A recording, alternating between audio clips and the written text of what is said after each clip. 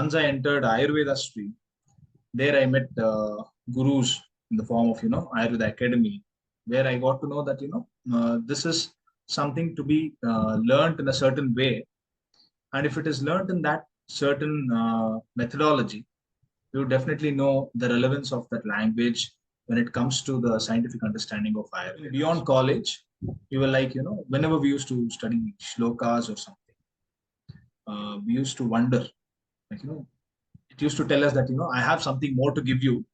Are you ready to receive? Like, that was the feeling when we read any shloka. I think it's an eternal loop wherein the willingness is developed after you know that it is going to give you something. Yeah. Some benefit is going to come out of it. And unless we put an effort, we won't get the benefit. So it's like a loop. Where do we start from? A student of computer science enters the stream.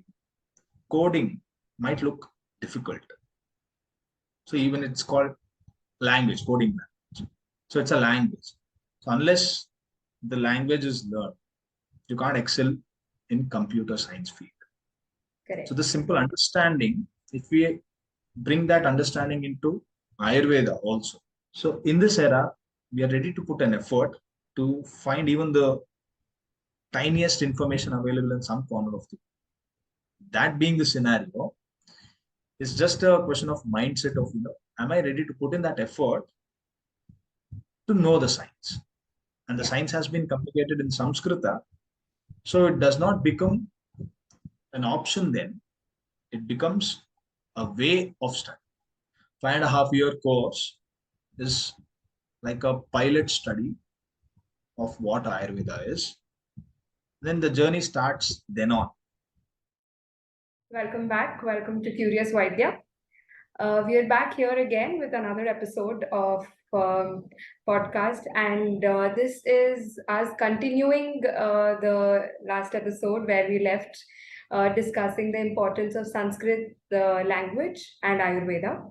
So we're back to explore this topic further, and today we have a very special guest with us.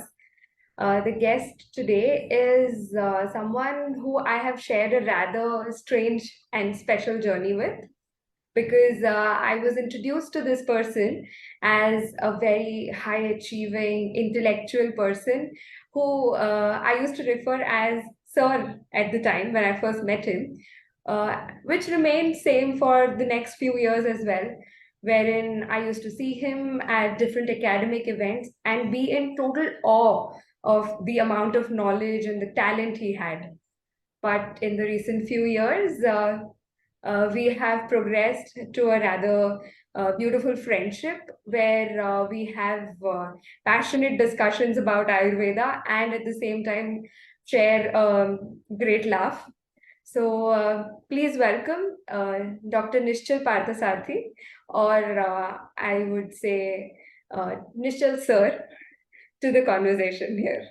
Welcome, Dr. Nischal. Thanks for having me here and for the wonderful introduction. So, so as I was just briefing our listeners just now, that we are going to be continuing our discussion on the language of Ayurveda, which is Sanskrit or Samskrita. So, before we get into the nitty-gritties of this topic, let's first establish what is your relationship with Ayurveda. Sorry, with Sanskrit. So, when was the first time you got introduced to the language, and when did you start learning this language?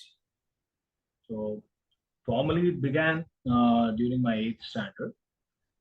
But fortunately enough for me, since childhood, I've been introduced to an informal way of learning Sanskrit in the form of shlokas, mantras, and then, the informal way of learning Sanskrit. The pronunciation part, how to pronounce each akshara properly, in the form of daily shlokas that we used to chant at home. So since then, I've been, with Samskrita. And then formally, I entered, Sanskrit education when I was in 8th standard in my high school. So 8th, 9th, 10th, and then PU, and then Ayurveda.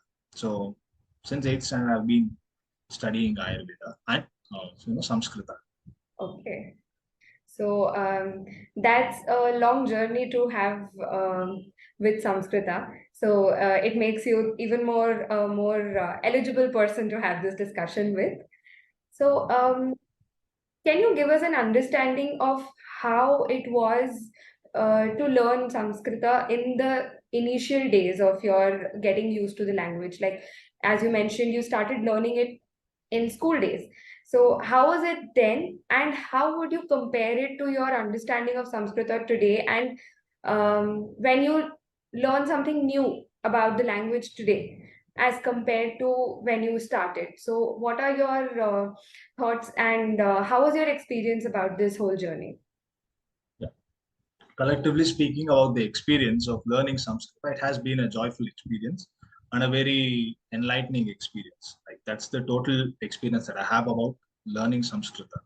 You know, if I have to cut it down into how it was during my schooling and then how it was during my professional course, the importance of the language I wasn't aware, like in the school days. Like I was just learning it like any other subject, and of course we tend to follow the teacher who teaches the subject, and then based on the liking towards the teacher we develop a liking towards the subject also during our school days, if I'm not wrong. So that's common for most of us.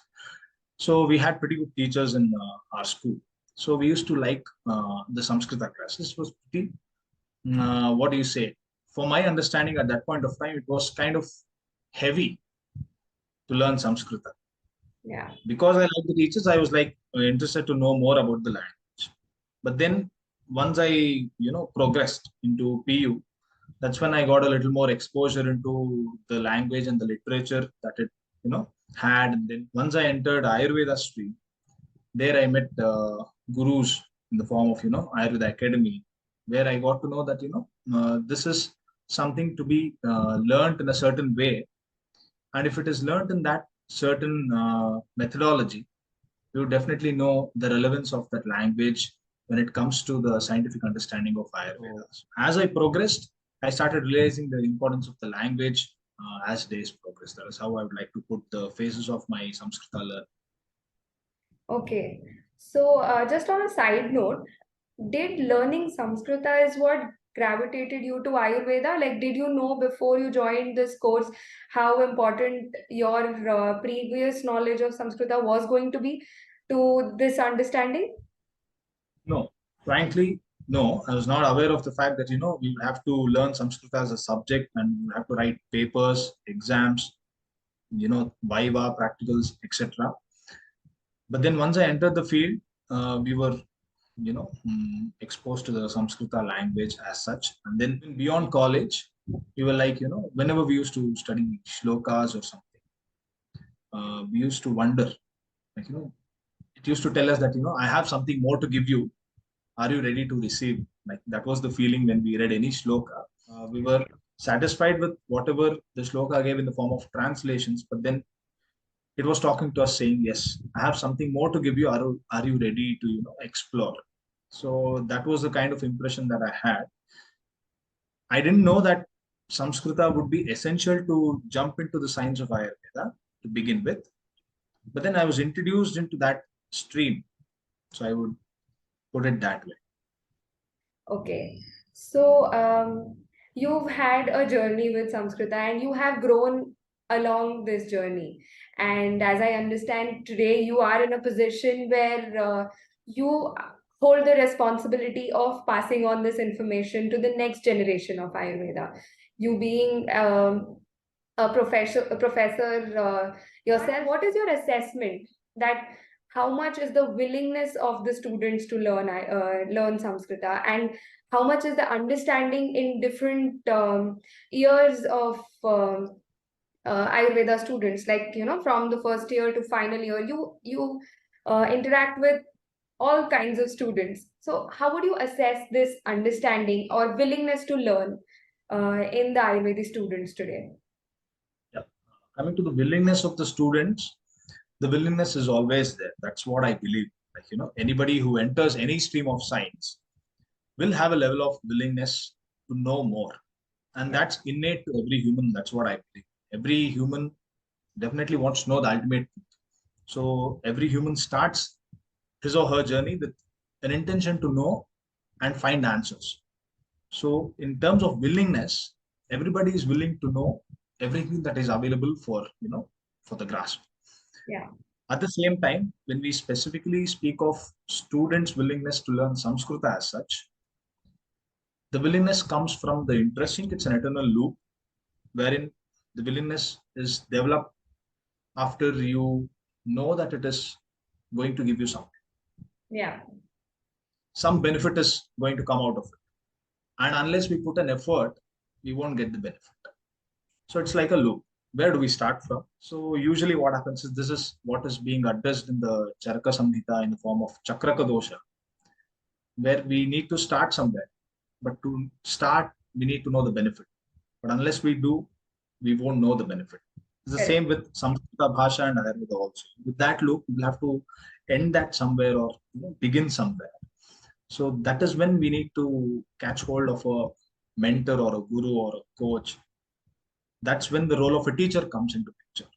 So if the Yeah. teacher or a person who has already experienced the taste of Samskrita in Ayurveda science as such, if that person is able to communicate in the right way to the student, obviously anybody would be willing to jump into the stream is what I believe. So in that way, all the students are willing to know more. Specifically speaking of Samskrita as such, practically speaking, what might happen on the other side is there might be a gap between the understanding of Samskrita and understanding of Ayurveda. It is like two different parallel lines. If they're taught that way, maybe the student might miss a connect between why is he going through all this tedious process of learning Samskrita when he was planning to learn Ayurveda. That is how he would feel, he or she would feel like, it feel like two parallel tracks running separate. Yeah. So if there is a teacher or a coach or a mentor, guru who would guide them the way saying, Ayurveda and Samskrita, it's not like two different parallel tracks. It's a doorway for the science. So, Correct. certain way, the whatever the teacher has experienced, if that is communicated to the student well, maybe the willingness quotient, if you can say that, that will increase more. Yeah. Yeah, makes sense because as someone who has gone through that journey myself as well, I do realize that in the initial days when we were exposed to Sanskrita, because for me, I did not come from a Sanskrit background. I hadn't studied ever. I came to Sanskrita only in my first year of BMS. So for me, that inhibition to learn the language, what you're talking about, the parallel track, that was my dilemma as well, because I did not understand why I need to learn this in order to understand Ayurveda. But that did get resolved pretty soon because of some really good mentors and coaches. So yes, I that makes sense. So as you're talking about this, that gets me to my next question, which is we have established that these two parallel tracks of Samskrita and Ayurveda have to merge together. But when it comes to someone like me, for example, who did not have any understanding of Samskrita, do you think it is possible for people like me who didn't have a background in the language to learn this language along with Ayurveda and get the full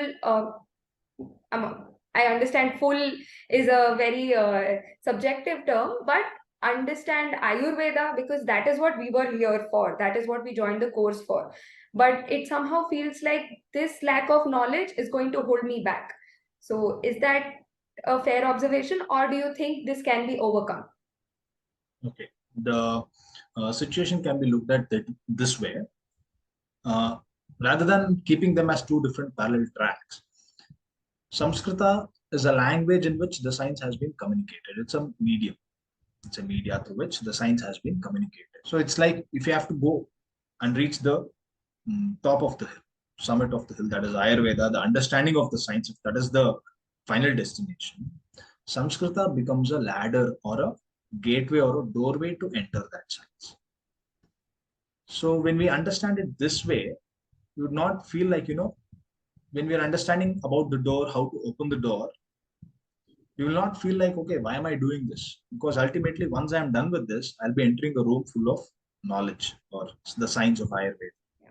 So at this point of time, if I get a little frustrated or if I'm ignorant about what I'm doing with this knowledge further on, like, I'm understanding the door right now, the Samskrita Bhasha.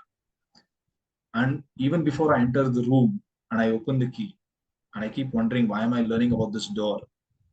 Why am I seeing this? What it is made out of? Is it teak or rosewood? How does that even matter? I just want to enter the home, like enter the house. So if this is the mindset, we might get stuck here. Yeah. So what we need to understand is this is a language through which the science has been communicated. So unless I go through this process, I would not enjoy the true taste of the science. Similarly, like, even if I have to understand the science in any other language, like as in the help of translations, if I'm stuck at understanding English Yeah. and I'm stuck at the grammar, pronouns, adverbs, verbs, without knowing them, at that point also I'll be stuck in the language itself without entering the science. So it is good for any language, like, not just Sanskrita. The language in which a science is communicated is just a media through which I can enter the science. So that is how I feel we need to look at the situation. Yeah. Yeah, that completely makes sense. And I learned this the hard way about the importance of Samskrita, because I realized it much later, in like when I was way ahead in my BMS journey. And I always wish that I would have paid attention to this right from the start. But nevertheless, this conversation here is so that anyone who is aspiring to be in this field understands the importance of this language from the get-go. So in order to do that, how do you think we can make the process of learning Samskrita more accessible? And I'm talking purely from Ayurveda perspective, because I understand that Samskrita has its uses in various other fields, and also context is very important to Samskrita, because I can understand certain things in Ayurvedic context when told in Samskrita, but I don't think I will be able to understand those things certain texts of some other context. Because I have the understanding of Ayurveda, it helps me to understand that Samskrita also. So, talking strictly about Ayurvedic context, how do you think we can make this learning process more accessible or more enjoyable? Yeah. Basically, it comes down to the caliber of the guru or the teacher. That's one of the major points of how it can be made accessible. It comes down to one major point is, yes, of course, the caliber of the teacher or the guru, the way in which that is communicated to the student and how it is being taught, and what is the methodology which is adopted to feed this knowledge. All this will come into picture. And then if we are fortunate enough and lucky enough to get someone like that in our lives who is able to pass on that message to us, that's 100% job done. That's one scenario. If this sounds very hypothetical, like, if this sounds very hypothetical, what can be done at a day-to-day basis? If I'm an Ayurveda student right now, or if I'm a teacher, Ayurveda teacher, or any Ayurveda enthusiast listening to this right now, what can I do from my end is, take out, uh, what do you say? A student of computer science enters the stream. Coding might look difficult. So even it's called language, coding language. So it's a language. So unless the language is learned, you can't excel in computer science field. So Correct. the simple understanding, if we bring that understanding into Ayurveda also, as in, of course we have translation books. Of course we have, multiple books, sources of books, which can give out the knowledge of Ayurveda. To go deeper into the science or to even understand exactly what they have communicated, Samskrita is like the doorway. Yeah. So if that realization is there, then that makes one work towards it. Sure. If one works towards it, then there is zero question of whether it is accessible or not, because we now know that even the remotest knowledge available in some remote corner, if we are willing to get that knowledge, we are ready to put an effort to get that knowledge in the form of phones, laptops, internet, etc. So in this era, we are ready to put an effort to find even the tiniest information available in some corner of the. That being the scenario, it's just a question of mindset of am I ready to put in that effort to know the science? And the Yeah. science has been communicated in Sanskrita, so it does not become an option then. It becomes a way of study. It's Yeah. like, if I don't do this, will I be able to understand Ayurveda? This question wouldn't come up at that point of time as a learner. Like, Yeah. how can it be made accessible to me is, from the teacher's perspective, yes, communication of the science and the language in a certain way. And from the receiver end as a student, realizing that this is not an option, Yeah. but this is a way to enter. So maybe this mindset change will, bridge the gap. That's very rightly put. The example of coding and computer science, I'd never thought about it that way, because I think even I have that inhibition in my head even now, and I feel like it's not an absolute to learn Sanskrita. Maybe that bias still is in me for me to be apprehended about it. But yeah, it kind of unlocks certain things in my head as well. So thank you for that. Um, and one side note to this is also something that I'd asked Dr. Savita in the last podcast, that now that we know Samskrita is not an option, then does limiting the curriculum of Samskrita as a subject to first year BMS is enough? Do you think we can, because you are also in academics where you are teaching in a college, so what is your observation, and even from your personal experience, do you think that curriculum of Samskrita in just first year is enough? Because as we progress in the further years of BMS, or even in our masters or future studies of Ayurveda, the importance of Samskrita in academics is somewhere lost, I feel, because it's not a compulsion anymore. You have lots of translation books wherein you get the information that you want,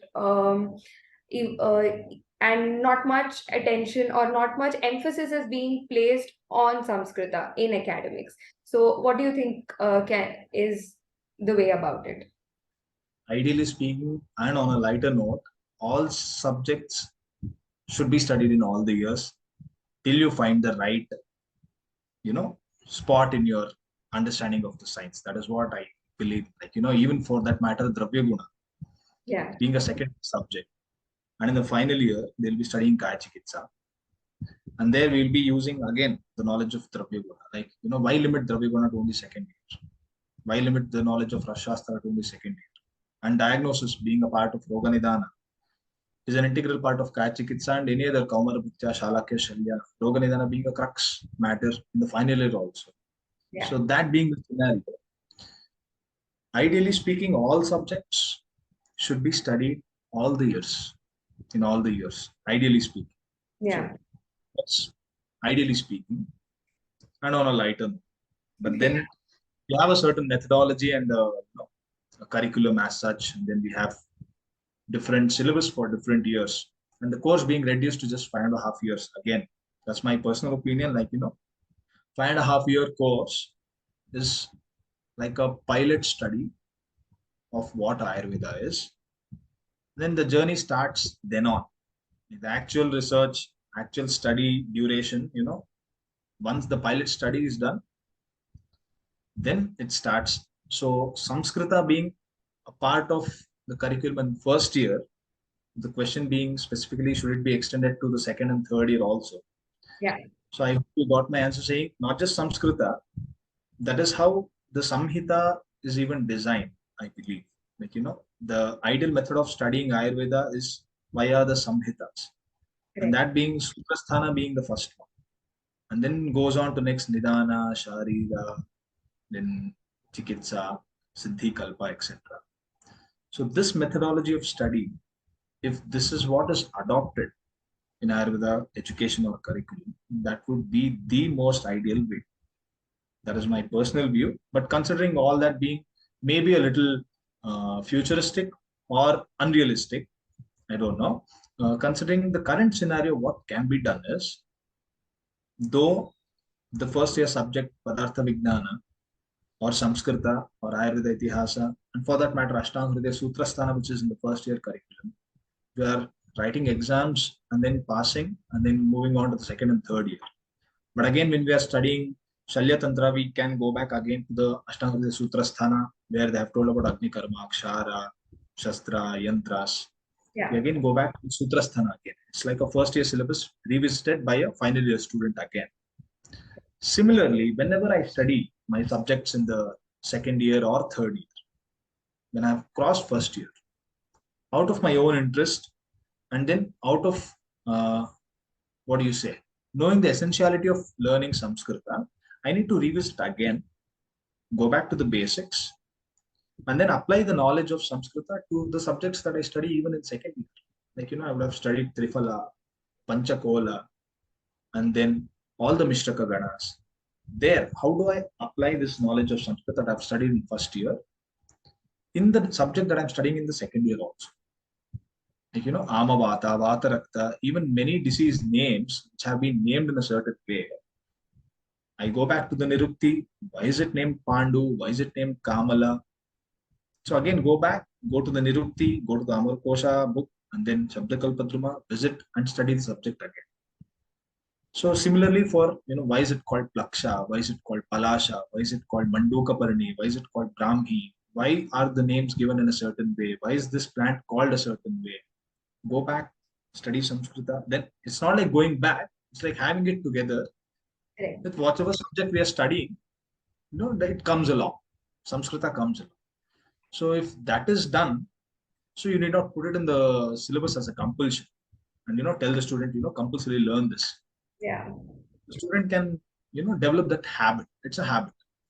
Yeah. It need not be in the syllabus as a compulsion. It can be a way of study. It can be a way of life. That way. This very well links to my previous question, which was about the accessibility of information. I think if we develop this culture of studying, as you were elaborating just now, I think that will help a lot in making Samskrita more accessible, enjoyable, because then you get to see that benefit that you were talking about of the language, how you benefit from it, how you gain from it, and how it applies to your science. I think only when you see that happening in real time is when you get pulled into it even more and you want to continue doing this and continue studying even further. So yeah, that makes sense. So we spoke about translation a couple of times in this conversation today, and I personally am aware of your opinion about translations. But to the benefit of our listeners, can you elaborate on how exactly translations are, how exactly translations come about in Ayurveda, and what do you think is the current status of the translations available to us? So to answer this question, I'll just take a help of an example. So when a kid starts or tries to start walking, there is a toy which is given to the kid in the form of trolley for the kid to start walking. Yeah. And then once the kid starts walking on its own, and if the kid still holds on to that trolley, what do we call that kid? Okay, this is scenario one. Yeah. And then once the trolley is given, let us assume that the trolley is not very proper or it's deformed in a certain way. And the kid uses the same trolley to walk. Yeah. And we know the impact as doctors, we know if the toy is not proper, the kid will start walking in a different manner, Correct. in an abnormal manner. So now what happens to the trolley? What is the role of trolley in the walking style of the kid? So that's the role of translations. That's what I believe. So if the translations are, genuine and complete, and in the true sense, the representative of what the Shastra has told, any language translation book will help us walk towards the science. And again, as I told in the example one, we need not hold on to it forever. Correct. That's not the way also. So it might help us move a distance closer to the science. At the same time, we need to be aware that if the translations are not genuine, they're not uh, complete, or sometimes wrong, that will lead us to a result which is not very desirable in understanding the science itself. And this being a life science, these tiny direction changes will lead to a larger impact on not just on us, on the patients, on the people who are dependent on the science, and on a larger group. This being at stake, it becomes important for me to, value the translations the way they deserve. So Yeah. neither don't become too dependent on them, nor you can just throw it away and they are useless. We can't do both the extremes. Yeah. So that's why I took the help of an example. For the kid to start walking, maybe that will generate the interest for the kid to walk. Yeah. It is able to walk, the kid becomes a little enthusiastic, and then it starts walking. It enjoys the process of walking at that point. In that way, maybe when a person who is totally alien to Samskrita and Ayurveda opens some, for example, Indriyopakarmani Adhyaya of Charaka Sutra, where they talk about Sadvritta, and reads a translation, which is genuinely translated, that would generate an interest in the reader, saying, okay, this is the content in the book. Yeah. And then starts knowing the actual meaning of the sloka. So at that point, this translation book just acted as an aid for the person to enter this wonderful science of Ayurveda.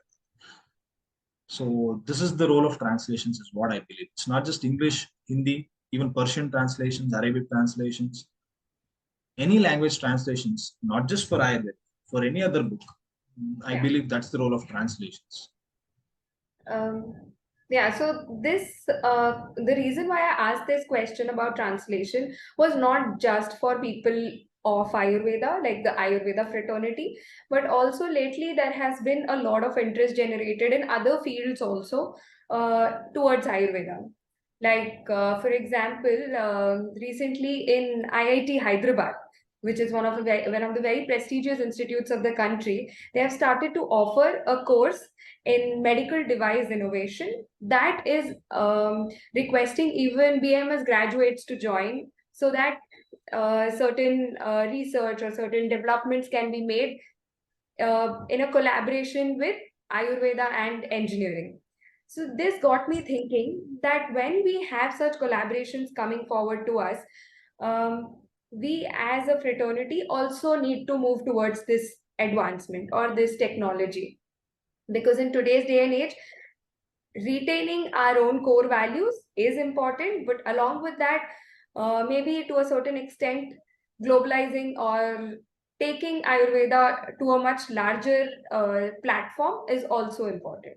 So in this pursuit, how do you think the language of Samskrita can play a role?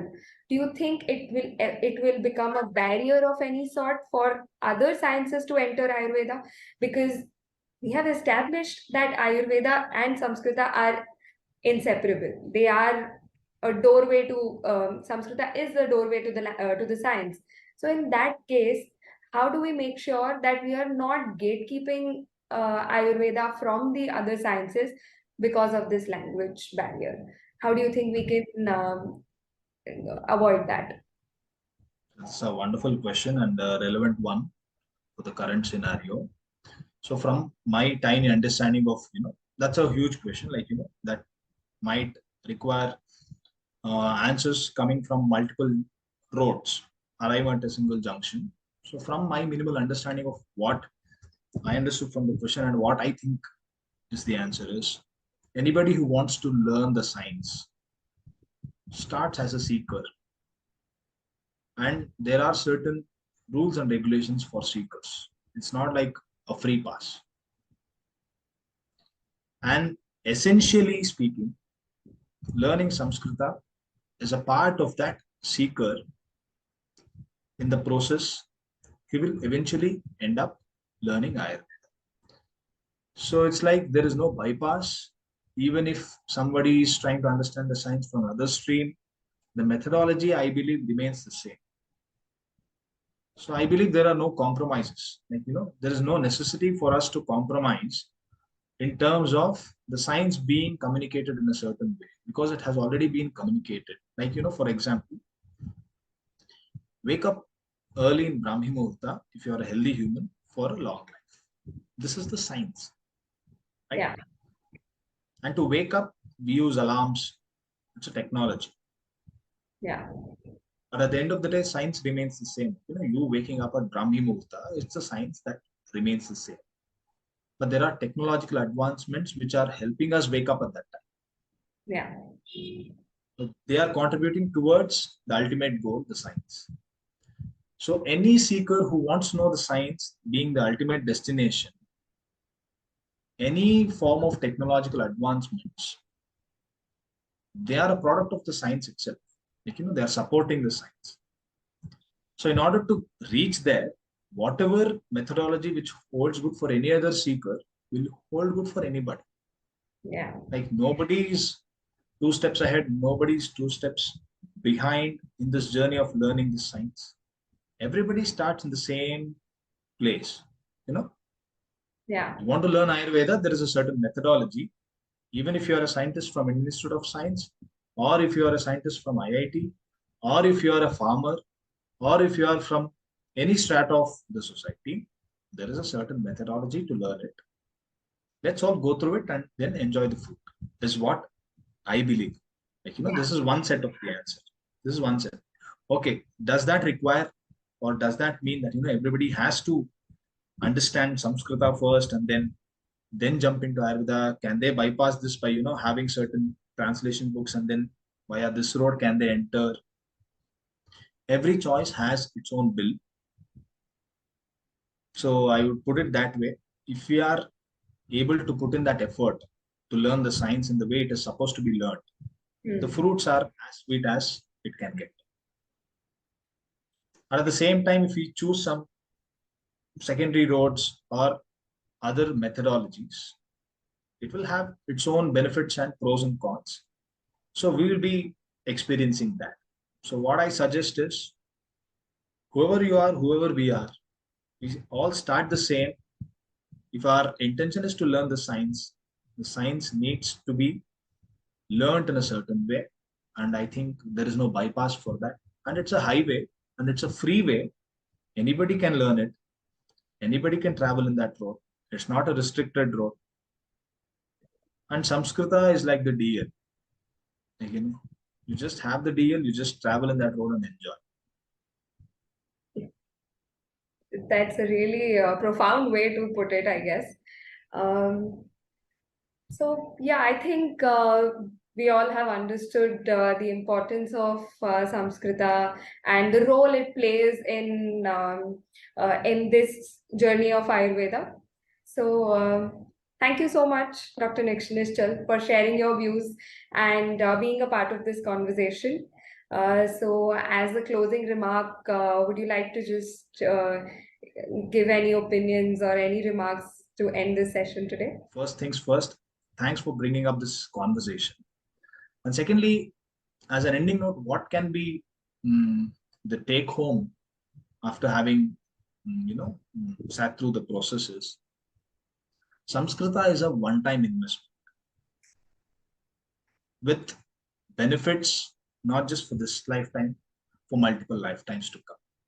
That's the take home I can say. Like, it's a one-time investment. And that investment is very, very beneficial. And the returns are like, multifold, unimaginable. And me being one of the, millions of people who have experienced that, it's a simple one-time investment that can fetch enormous amount of results and returns. So all the best to all the listeners. want Yeah. to stop. I think you've made a very good pitch for everyone to start paying attention towards Samskrita now. I hope everybody starts making this investment, even if it's a small bit at a time. But I think we keep making this investment for long enough, I guess the returns are going to be unimaginable, as mentioned. So thank you. Thank you for sharing your time with us and having this delightful conversation. I hope we have many more such conversations in future, and we hope to see you back on Curious Vaidya soon.